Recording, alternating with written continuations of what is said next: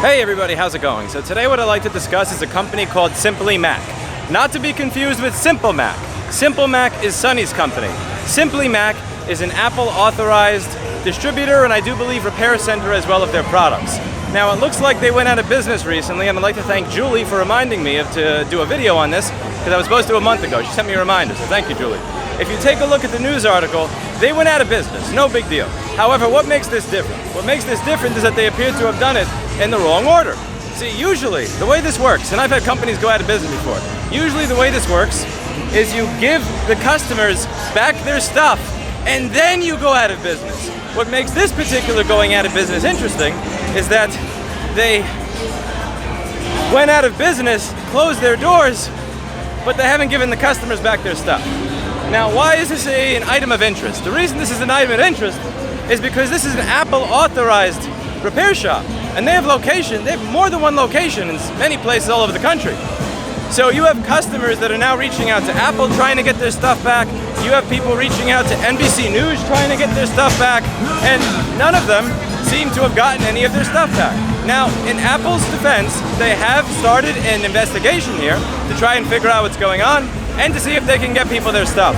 However, the reason this is important is, as I said in my video that I did on Greenville Road a few weeks ago, they have been telling members of state senates and Congress that you have to be careful of those independent repair shops because we steal people's data.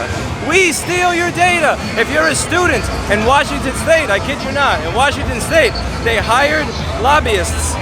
I forget exactly which company, but they hired the education lobby to lobby on behalf of tech companies so to the politicians would seem like this is coming from the educational people and not them to say, you have to add these provisions to the right to repair bills to make sure they don't steal student data. Because apparently what I do, to be clear, again, I'm not here to make $200 to $400 for fixing your laptop. I'm here to steal your fucking Macbeth book report. Great. They actually convince people of this. It's very dangerous. We're going to steal your data. Safety, security, safety, security. Here's the thing. I know lots of independent repair shops that have went out of business. But you know what they do before they go out of business? They give the customers back their stuff. Now this place actually went through all of Apple's certification programs, authorization programs, and at the end of the day, do you think that's done jack shit for any of their customers? It hasn't. They still can't get any of their stuff back. Now, many of you are probably wondering, why am I bringing this up? Isn't this petty? Isn't this ridiculous? Isn't it stupid that I'm picking on them in this way? I don't think so. Because as long as these companies are willing to go to Congress, to go to senators, to go to go to these places and say that we are the people that are stealing people's data, to say that we are the people that are maybe stealing people's devices, when they can't even control their own authorized repair centers, like, it must be brought up. It must be brought up.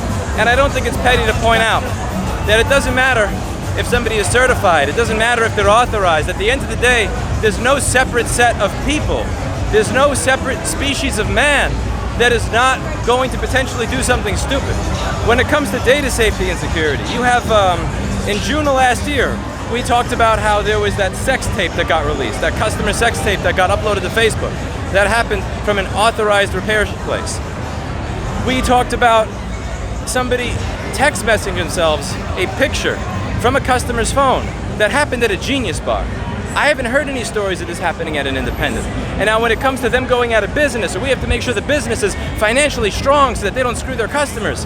Again, I don't know a single story of an independent repair shop in my area that went out of business that didn't open the door, open the gate, message the customer and say, hey, by the way, we're going to be bankrupt, we're going to be closed. Come by and pick up your stuff if you need your data. Come by and pick up your device. We couldn't fix it, but here, take it back, no charge. It's kind of sad.